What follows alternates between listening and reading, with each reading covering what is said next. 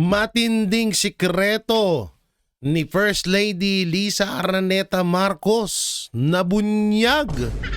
Naku, ano kayang sikreto ito mga banateros, mga kabiyaya, at talagang matinding pasabog itong nangyayari ngayon na lumabas na naman sa isang issue ang pangalan ng pinakamagandang First Lady sa kasaysayan ng planeta na si Lisa Araneta Marcos.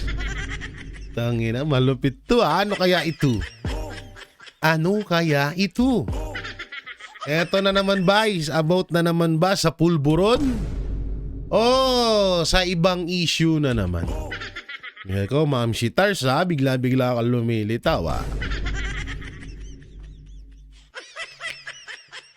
At ayan po yung ano natin, yung mga pag-uusapan natin ngayon mga banateros. At syempre bago natin ito simulan, isang like at isang share naman dyan para mapanood pa po ng iba pa nating mga kababayan.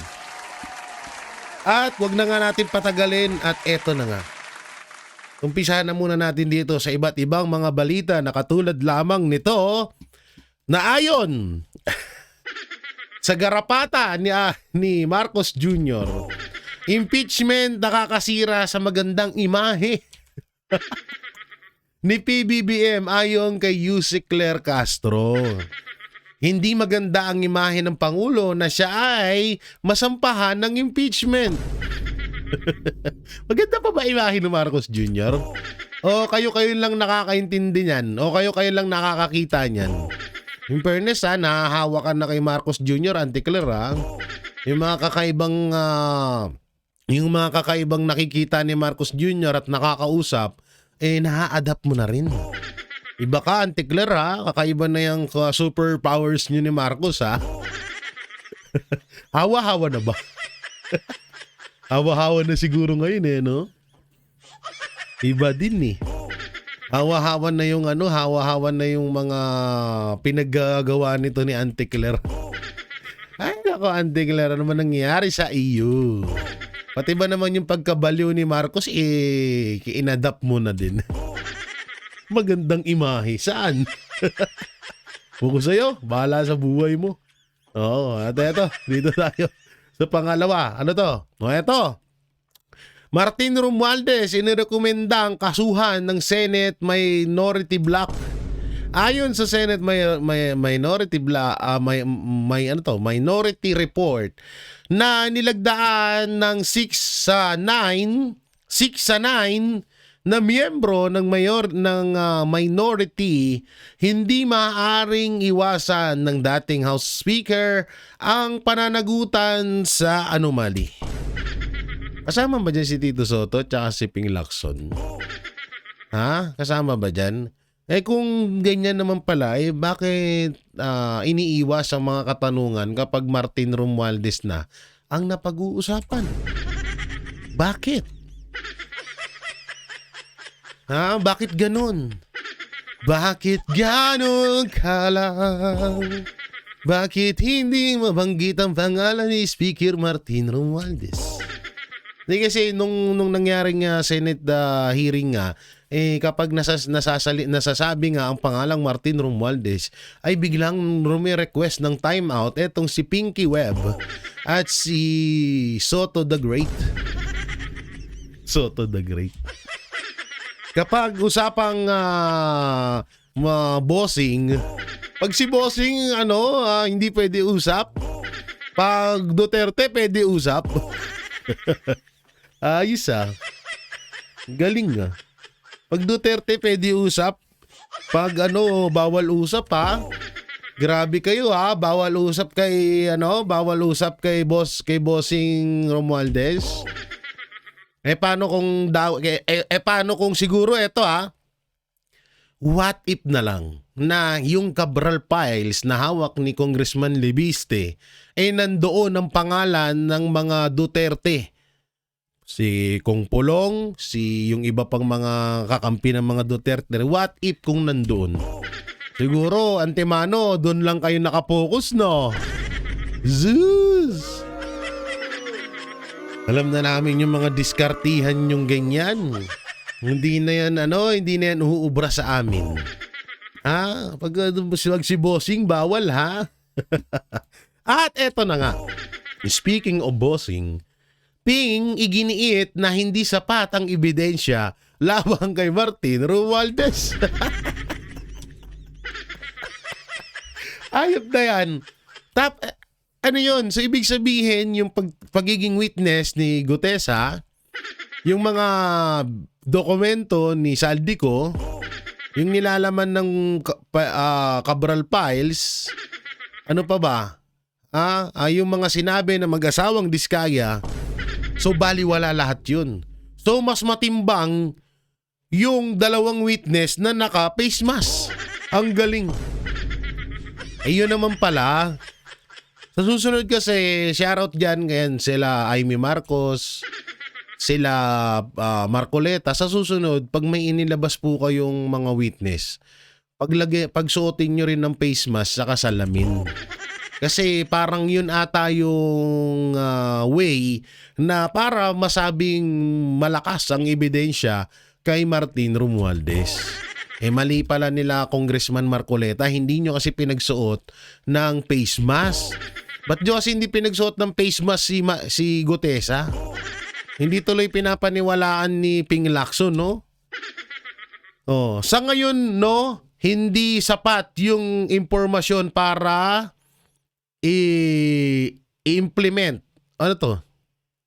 I-implicate, not even implicate the former speaker. Sabi yan ni Pinky. Ni Senator Pinky Lacson. Hindi kaya crush ni Lacson si Romualdez. Sabagay, pero malaking tao si Romualdez. Malamang sa malamang, dax yun. Tapos may pagkatisoy pa to. Tapos mapera pa. Hindi kaya ganon, no? Kasi protect si Romualdez eh. Pag si bossing, pag si bossing, bawal mention. Pag iba, pwede mention na agad. Lalo na sa mga Duterte, kailangan mention agad. Si bossing, bawal. Bawal daw. Yan na natin, ha? At eto na nga.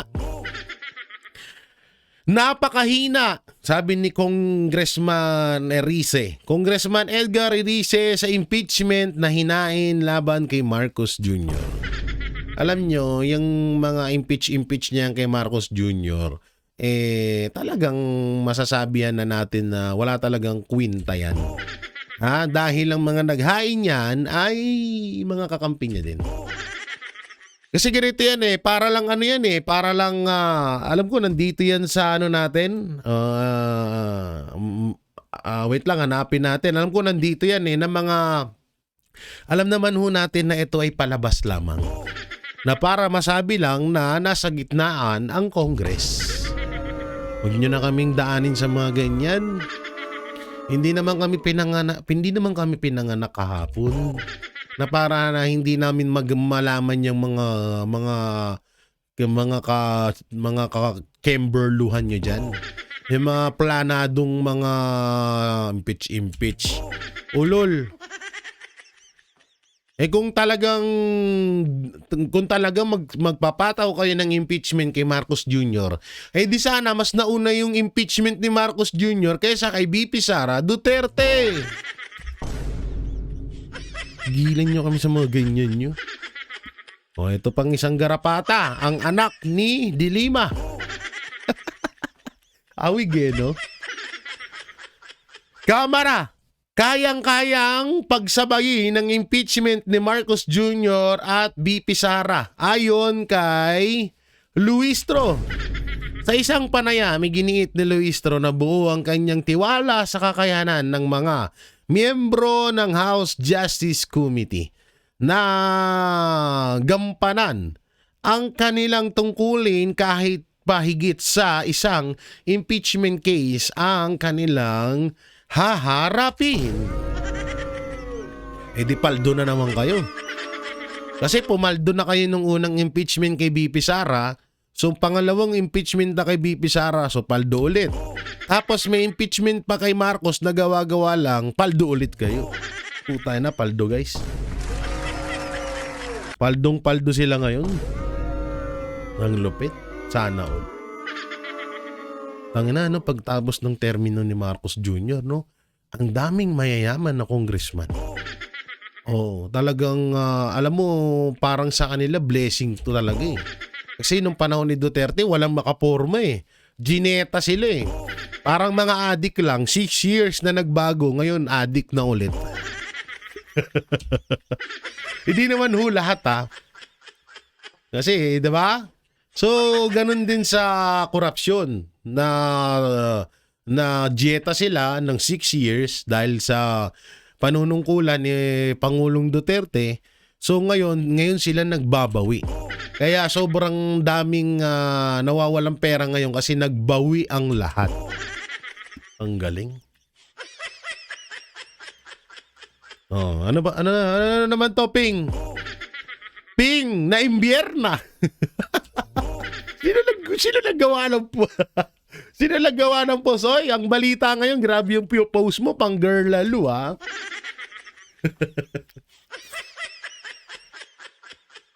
Sabi dito, Ping na imbierna, hindi na carry bells. Ang mga bashers. Hindi na itago ni Senator Ping Lacson ang kanyang pagkainis sa mga patuloy na bumabatiko sa kanya at sa Senate Blue Ribbon Committee. Kaugnay ng investigasyon sa umano'y maanumalyang flood control project. At ang sabi nga dito ni Senator Ping Lacson, jutang inamers. Na-imberda. Carry bells. Tarantado din tong page na ang balita ngayon eh, no? Talagang isinabay mo dun sa sa isyong bakla si Senator Ping ha. Oo. Eto naman, seryoso tayo. Alam mo kung bakit ka binabati ko Senator Ping Lacson? Biruin mo dahil dito sa mga pinagsasabi mong to, asan yan? Saan na yung pinagsasabi mo? Ayan, dahil dito sa mga pinagsasabi mong to. Kaya ka binabatikos. At obvious naman na pinoprotektahan mo si Speaker Martin Romualdez. Kaya hindi mo masisisi or talagang may imbierna ka sa mga netizens, sa mga lalo na sa mga Gen Z dahil hindi mo carry bells ang kanilang pangbabatikos dahil halatado ang pagsuporta mo kay Martin Romualdez. Kaya hindi mo carry bells. Tarantado yung nagsulat nito. Na-imbierna. Carry bells. Ayos eh. Ay nako, Senator Ping Lacson. Okay lang yan, Senator Ping Lacson. Di ka naman na magiging senador sa mga susunod na taon. Hanggang dyan ka na lang ngayon. Ito yung sinasabi ko kanina, yung about dito sa impeachment ni Marcos Jr. Kasi nga, biruin mo Makabayan Black, maghahain din ng impeachment complaint laban kay Marcos Jr. Ang anunsyo ay lumabas kasunod ng kauna-unahang impeachment complaint na hinain nitong umaga ng Lunes, Enero 19 na nagsisilbing hudyat ng mas malawak na usapin hingil sa pananagutan ng Pangulo. Sa totoosin, hindi ko po sinasabi ditong hindi deserve ni Marcos Jr. ang impeachment. Sa totoosin lang, nung pa 2 years pa lang siya, yung about pa lang nung kasagsagan sa issue ng flood control, dapat talagang in-impeach na siya nun. Deserve niya na. So bakit ko kinokontra itong impeachment? Maganda tong impeachment kay Marcos Jr. Pero ang hindi maganda dito ay ito ay isa lamang palabas na mamaya ko i-explain sa inyo, ha? Dito pa lang sa mga pagmumukha nito, nagtitiwala kayo? Utangina, kung totoo mang itong impeachment kay Marcos Jr., di sana nakulong na si Franz Castro. Diba? O bakit ko nasabi na dapat ay nakakulong na si Franz Castro? Bukod sa convicted siya, dapat matagal na nga talaga siya nakakulong. Unang-una, alam naman na natin ang estratehiya ng administrasyon na kapag kinakalaban mo sila, ay kulong ka. What if pa kay Franz Castro, kay Raul Manuel at dito kay Brosas? Brosas ba? Tama ba? Rosas o Brosas? Basta yun na yun, no? What if pa dyan sa tatlong yan? Kay Dilima pa o ano pa? Alam ko nandyan si Dilima ata sa impeachment na yan eh. What if pa na sila? Di pinakulong agad yan. Kaya talagang mahiwagaan ka na, ulul.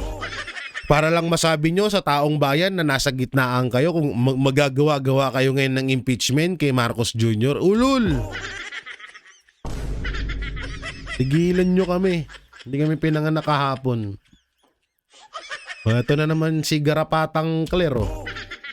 Libiste, posibleng kasuhan ng large estapa ayon kay Yussi Cler. Kung mapapatunayan umano ng mga investigador na may kuntsabahan at panlilinlang sa likod ng solar franchise na nakuha ng kanyang kumpanya noong panahon ng administrasyong Duterte, ayon kay Clerk Duterte na naman. Anong kinalaman ng mga Duterte dyan? Ano na naman yun, Auntie Claire? Tangina Duterte na naman. Parang minsan hindi pumasok sa isip ko na nasa likod ng mga Duterte sa solar franchise ni Libiste. Parang ang labo naman, no? Sobrang layo naman na. Mga talaga utak nyo sa Duterte na lang lagi. Ang Claire, tanong lang, kapag nahihirapan kang tumae, excuse sa mga kumakain dyan, pag nahihirapan kang dumumi, sinisisi mo rin ba mga Duterte? Ang inang yan, no? Buwisit no? Ang lakas ng tama mo, Auntie Claire. Iba ang tama nito ni Auntie Claire. Eto pa. Hindi si Sara ang nananawagan na magbitiw si Marcos Jr. Ang panawagan ay nagmula sa mga dati niyang taga-suporta na nawalan ng tiwala sa kanya, sa kanyang administrasyon. At sila mismo ang nangunguna ng panawagang ito. Totoo naman, kahit nga si Pangulong Duterte, never naman sinabi na magbitiw na sa pwesto si Marcos Jr. Sa halip nga, pinayuhan niya etong si Bongbong Marcos na ayusin mo yung trabaho mo at makontento ka sa 6 na taon na pagiging presidente mo. Ang hiling lang naman ni Pangulong Duterte ay ayusin ang trabaho, tanggalin ng korupsyon, tanggalin ng droga, at huwag mag-ambisyon ng pangmatagalan na posisyon. Diba? Yan yung mga sinabi ni Pangulong Duterte at ayaw niya rin na ma-impeach or bumaba sa pwesto si Marcos Jr. tapos papalit si BP Sara. Tandang-tanda ko yan. Kaya etong sinasabi ng ating kaibigan na si Greco Bellica, na si Sir Greco, totoo naman po ito. Hindi yan yung pagbibitiw na yan, dyan po yan sa mga bumoto kay Marcos Jr. Lahat po ng mga bumoto kay Marcos Jr. ay ang panawagan na magbitiw siya. At hindi yan nanggagaling mismo sa mga Duterte. Dahil alam naman na ng taong bayan kung ano yung ginagawa ni Marcos Jr. ngayon, lantaran na eh. Tapos parang nakakatakot pa, parang may diferensya na sa pag-iisip. Di umano, etong si Marcos Jr. Kahit naman siguro, grade 1 na bata, tanungin mo na may matinubang tao na nakakausap mo, ang tatay mong matagal nang patay. 'Di ba? Na ang bagyo kailangan mag-schedule pa sa'yo bago lumapag sa Pilipinas. Sino nakakaisip na matinong tao nun? Parang napaka-posible naman nun, 'di ba? Napaka-posible ng mga ganong mindset ng tao ngayon. Kaya itong sinasabi ni Sir Greco Bellica is totoo. At dito na nga tayo. Eto na, kay Boying pala nang galing. Etong sinabi ni Auntie Claire ay kay Boying pala nang galing. Eto, Boying, ikinonekta sa mga Duterte ang franchise ni Congressman Libiste. May connection yan sa Duterte government. 2019 yung franchise kasama nanay niya. Kasama siya naglakad niyan. Wait lang, bakit anong problema sa franchise? Sa totoo lang, ang dami naman ang dami naman nagbi-business dito na nanggagaling sa franchise or franchise din ng kanilang mga negosyo. Anong masama dyan? Droga ba yan? Hindi, tanong lang. Hindi naman droga yung business ni Congressman Lebiste. 'Di ba? Hindi naman, tsaka dapat nakatuon kayo doon sa daming nung inilabas ni Congressman Lebiste yung Cabral file sa Senado. Putang ina, bilyon-bilyon ang pinag-uusapang pera doon. Tapos yung ombudsman, yung USEC under the secretary nakapokus sa franchise, sa negosyo ni Congressman Lebiste. Katarantaduhan yun. Isang malaking katarantaduhan ito. Gago. Anong masama dyan sa franchise na yan? Tsaka ito pang pinakamalupit dyan. Wala naman sa batas. Ewan ko lang titignan na, ayan ang pagkakaalam ko. Wala sa batas na pinagbabawal ang mga franchise dito sa Pilipinas. At wala rin akong nakikita na posibleng kumonekta ang mga Duterte dyan sa franchise na yan. Tsaka ikaw na mismo nagsabi na nanay, kasama ang nanay niya. So pwede yun na baka kung sakaling may kaukulang maikakaso dito kay Lebiste about sa franchise, kung may mali naman dito, pwedeng nanay niya kasama. Pero mga Duterte, labo naman nun. Kagaguhan naman yun. Napakagago naman ata yun, Kaya nga ang sagot niya ni BP Sara, eto, pera-pera lang yan. Pera-pera lang, BP Sara ang nakaabang impeachment laban sa kanya.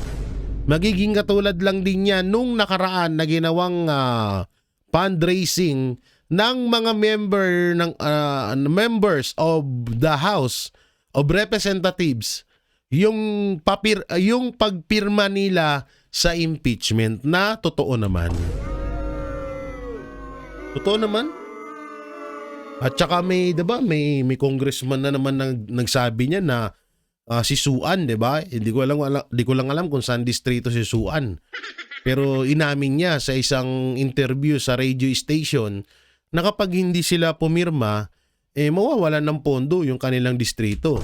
So ibig sabihin, yun nga yung kabayaran kapag pumirma ka sa impeachment kay Vice President Sara Duterte, mabibigyan ka ng pondo. Pag hindi, yari ka.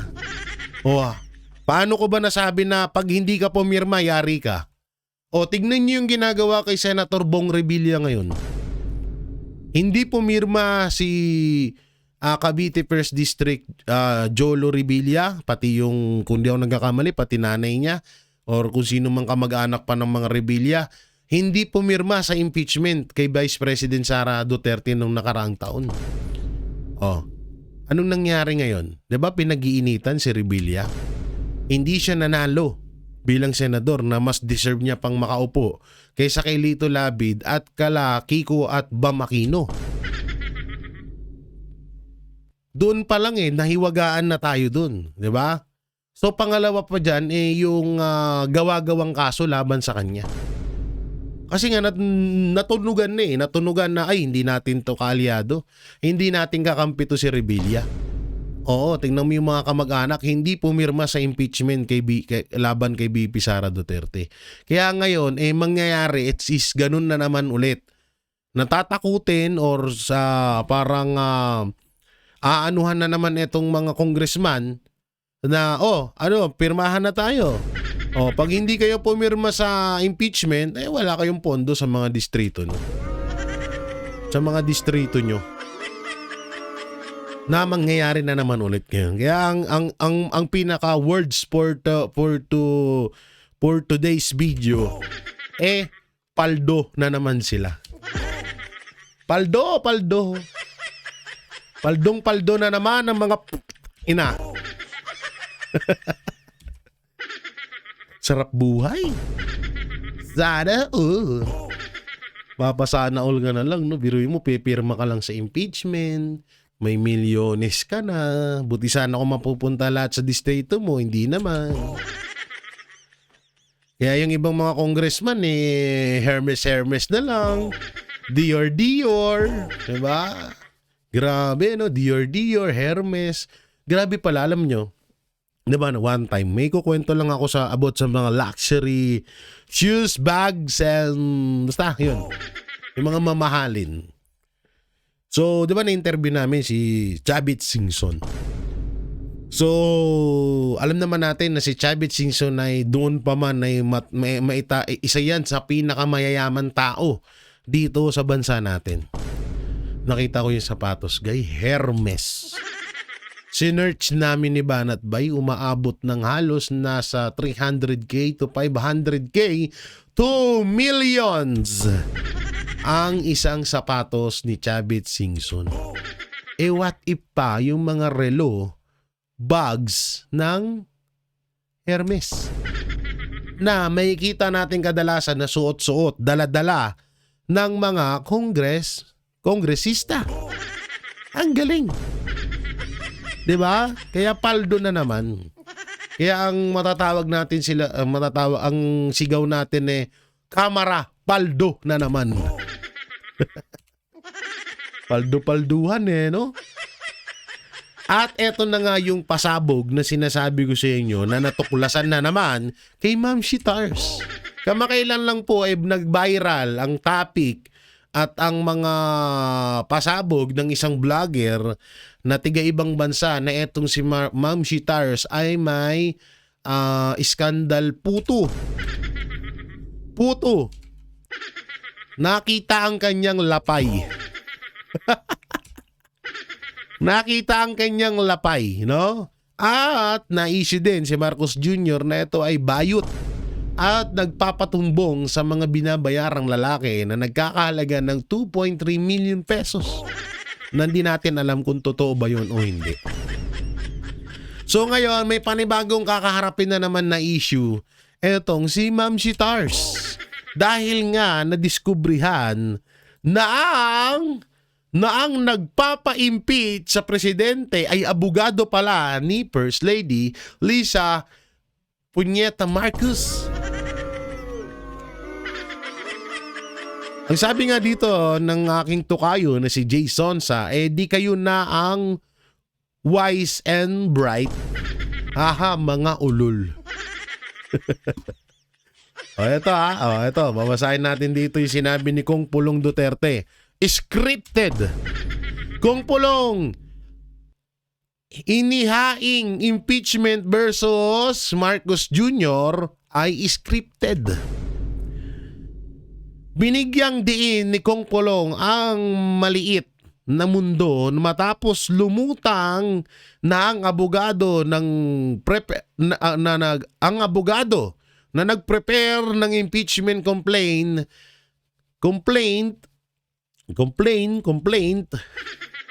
na inendorso ni Kong Nisay ay siya ring dating abogado ni First Lady Lisa Araneta Marcos sa disbarment case laban kay Attorney Glenn Chong. Patay.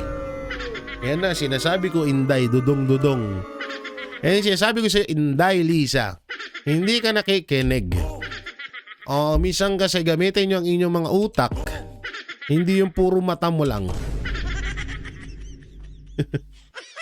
Doon pa lang So paano naming papaniwalaan na totoo itong mga impeachment na to? Yung mga impeachment na yan, paano namin paniniwalaan yan? Ito, saan yan? Paano namin paniniwalaan itong mga impeachment na to? Dito pa lang lumalabas na scripted nga talaga. Saan ka nakakita na ang First Lady ang mag-i-impeach kay Marcos Jr.? Katarantaduhan naman nata yun. Tigilan nyo kami dyan. Dating abogado. Hindi pala dating abogado ni First Lady Lisa Araneta Marcos. Tapos i-impeach si BBM. Kagaguhan na ata to. Isang malaking kagaguhan to. Kaya tigil-tigilan nyo kami dyan. At hindi lang si Kung Pulong ang nagsabi niya. Nandyan din si Erice na dating abogado nga daw ni ni First Lady. So alam naman na natin, nasasabi nila ay dating abogado lang naman pala yan eh. Pero etong si Mike Defensor ay may may matinding pasabog para kay Ma'am Shitars. At ayan po ang panoorin natin. So ito po. Nung magsalita kaagad, ang naunang nagsalita dyan si Congressman Egay Erice, ang sabi niya, ikaw din yung abogado ni First Lady nung kakasuhan si Glenn Chong doon sa disbarment. Diba? Nagsalita siya, nagkaroon ng press release tungkol doon, na siya yung abogado. Bakit ang abogado ng First Lady ang mag-initiate, ang magkakaroon ng complaint sa initiation proceedings? Pagkatapos si Congressman Jet Nisay naman, well, madami nagsasabi, I don't want to cast aspersion, ayoko na magsalita tungkol dyan, pero may sinasabi sila na contractor din siya. Pero ang point ko lang dito, doon pa lang sa umpisa, yung kay Kong Attorney Andre De Jesus, yun ang kabaha-bahala. Diba? Kung gagawa lang sana ng script, kung gagawa lang sana ng eksena, kumuha na lang ng ibang abogado. Itong abogado, naging abogado nila eh. Makikita ba natin ang hustisya ngayon? Sana. Sana magabayan ang ating bansa ng Panginoon at talagang magkaroon talaga ng... Kasi dumalabas, hindi mo mapigil ang paglabas ng mga tao at mga issue. Pero sa huli, kung mapigilan man nila, 2 taon lang, lalabas ang kabuuang katotohanan at lahat ng tao dito na may sangkot at may kinalaman, palagay ko naman magbabayad sa batas, magbabayad sa hustisya.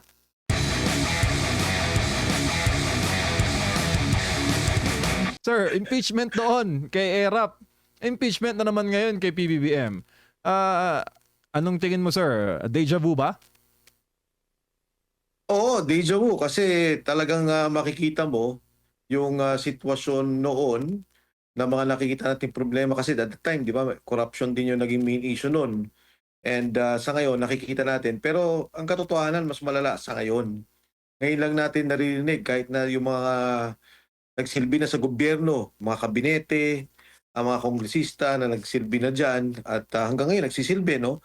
Talaga nagugulat sila doon sa sinasabi nating sindikato ng korupsyon ng gobyerno, bilyon-bilyon yung usapan. Alam nyo kung babalik tanaw nyo yung panahon nung kay Pangulong Estrada, parang napag-usapan doon, if I'm not mistaken, mga 1 bilyong mahigit lang. And ang actual na, kasi di ba meron doon yung Muslim Youth Foundation, sinasabi lang Bueteng Money, tapos kasama dito yung tobacco excise tax. Yung tobacco excise tax, about 160 million. At yun, na-convict ang Pangulong Estrada dahil dyan sa kasong yan. Na at that time, nagkaroon naman ng pardon ang Pangulong Gloria Macapagal Arroyo kay Pangulong Erap. Nung kay Pangulong GMA naman, nung panahon na siya naman ang kinasuhan, ang kaso was, nag-initial siya sa pondo ng PCSO na hindi naman siya kasama, no? Ang nandun lang sa ahensya, parang ang actual na pinag-usapang pondo is 360 million. And sinabi nga na yung dahil dun sa kanyang pirma, yun na, nagkakaso na. Dito, pagka pinag-usapan natin, isang issue pa lang, doon pa lang tayo sa Bulacan, isang proyekto pa lang, bilyon-bilyon na yung pinag-uusapan. Kaya nakakagulat na kung titingnan mo yung diversion ng funds, yung PhilHealth, yung binanggit, magkano ba yun? Dapat 89 billion na transfer 60 billion. Saan inilipat? Yung 60 billion inilipat sa unprogrammed funds na ginamit din sa flood control. I'm sorry, yung talagang 60 billion ginamit sa flood control, dinivert. May pinag-uusapan na PDIC funds, 107 billion. Ito yung seguro o yung insurance natin sa bangko na ginamit din para dito sa flood control program. Tapos nakikita mo ngayon, no, yung si Alcantara, ang isinuli na diyang pera, kung di ako nagkakamali, parang 100 million ba o 120 million. May nagsoli na isang district engineer sa Mindoro ata yung 40 million. Para napakalaki. Diyan pa lang tayo nag-uusap sa mga district engineer at yung kay Saldi ko na sinabi niya, deliver ako ng pera, 25 billion. Isang taon lang yun. E paano yung mga 3 taong nakaraan? Tapos ngayon na kanina sa committee hearing, ang pinag-usapan na delivery, 8 billion. So, nakakalula. Napakalaki ng mga pondong pinag-uusapan dito. Opo, by the trillions na nga, Kong, ang threshold ng korupsyon ngayon sa pamahalaan. Dati, 100 million lang yata yun. By the hundreds lang. Tapos, by the billions. Ngayon, trillion na pong pera Trillion. ng bayan ang pinag-uusapan. Pero, Kong, ito pong impeachment complaint laban kay PBBM. Pag-usapan po natin, sir, yung mga grounds, no? Number 1 po doon, yung pag-surrender kay former President Duterte sa ICC. Kalawa, yung sinasabing adiksyon ng Pangulo, umano'y adiksyon na nakakaapekto raw sa kanyang paghuhusga at liderato. Kabilang din po doon sa grounds yung unprogrammable appropriations sa budget, yung insertion sa flood control, at yung ICI na ginawa umano para pagtakpan yung kanyang mga sangkot. Sa inyo pong karanasan sa House of Representatives, ito bang grounds na ito ay mabigat to impeach the President, sir?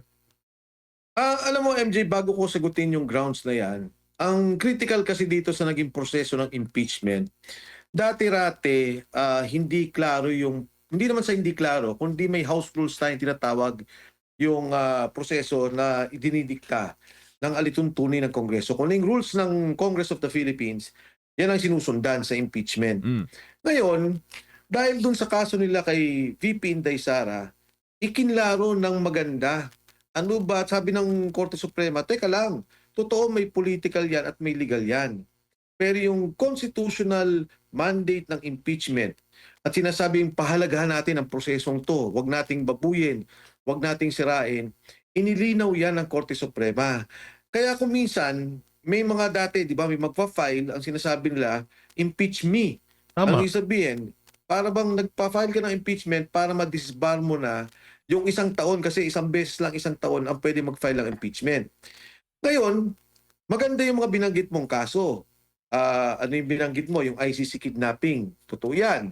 Yan ay isang pag-violate sa ating constitution na hindi mo sinundan yung proseso ng batas. Tama. Maging yung proseso ng ICC. 'Di ba? Yung sinasabi nila, kahit naman doon sa agreement o yung treaty na ginawa ng ICC, sabi nila, susundan namin yung lokal na proseso ng isang bansa na miyembro. So, yung pagkakadakip kay Duterte, dapat yun, 'di ba? Dumaan dapat sa proseso ng korte, nagkaroon ng warrant of arrest, kesa siya inilipad. Ang nangyari nga, ang lumalabas, parang ikunulong na siya doon sa Villamor, tapos hinintay talaga na lumabas yung warrant. Kung papansin mo, ang tagal nila bago na kinuha ang Pangulong Duterte. So that's one. Number 2, binanggit yun sa drug addiction.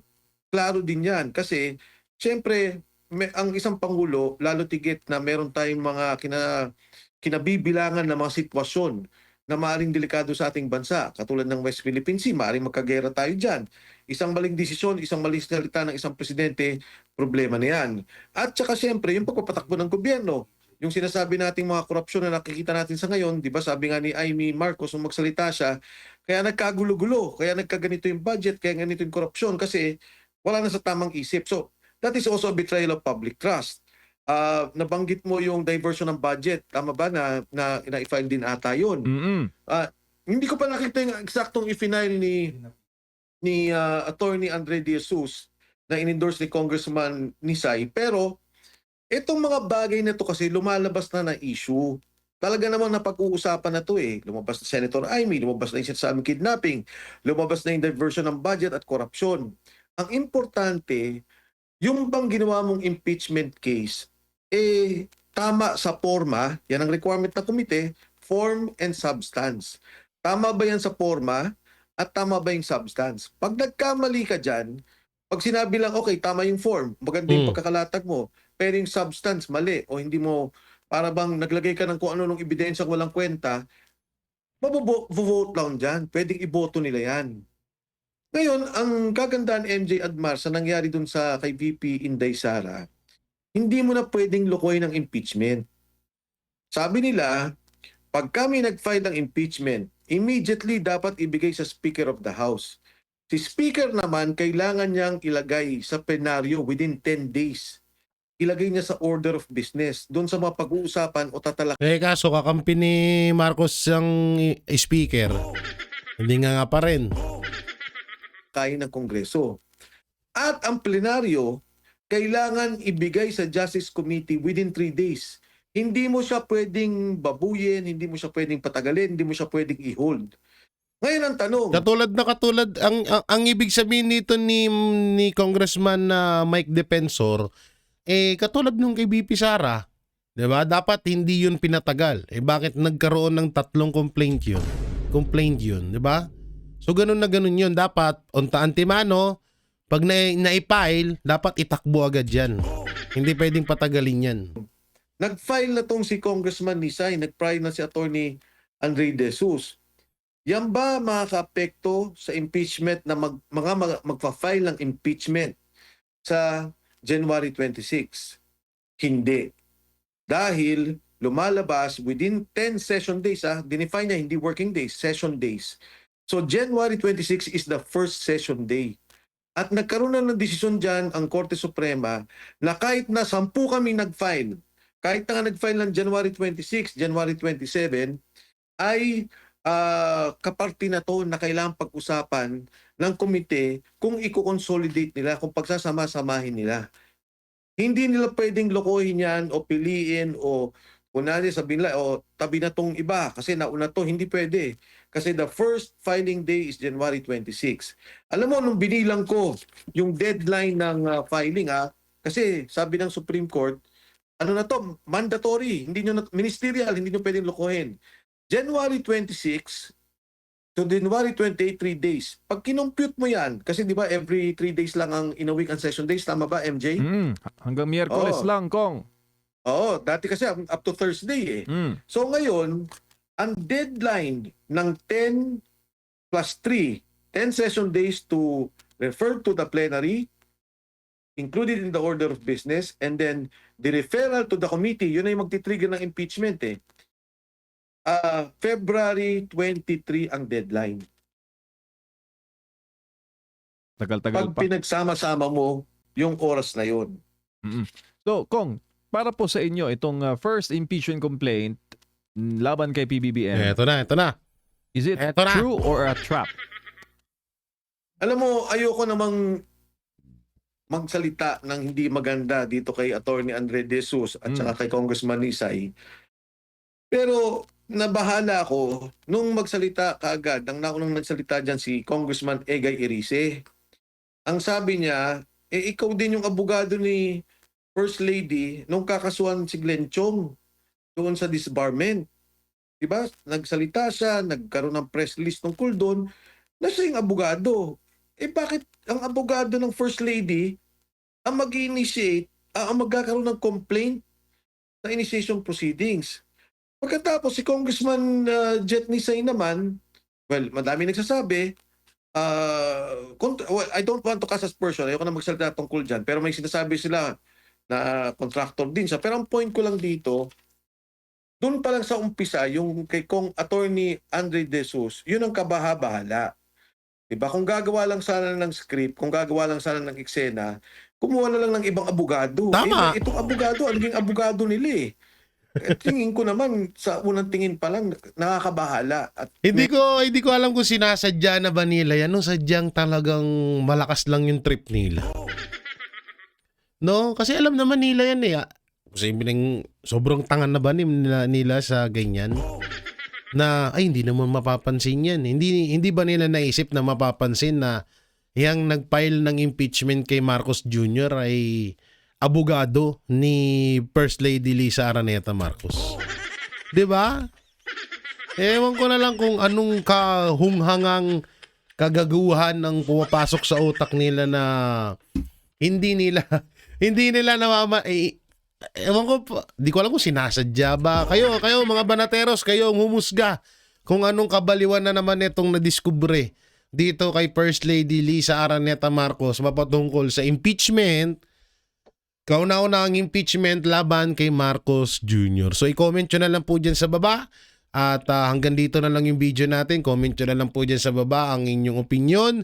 At please like and share ang ating video para mapanood pa po ng iba pa nating mga kababayan. At ayun, mega love shoutout sa lahat ng OFW hero abroad sa mang panig ng mundo.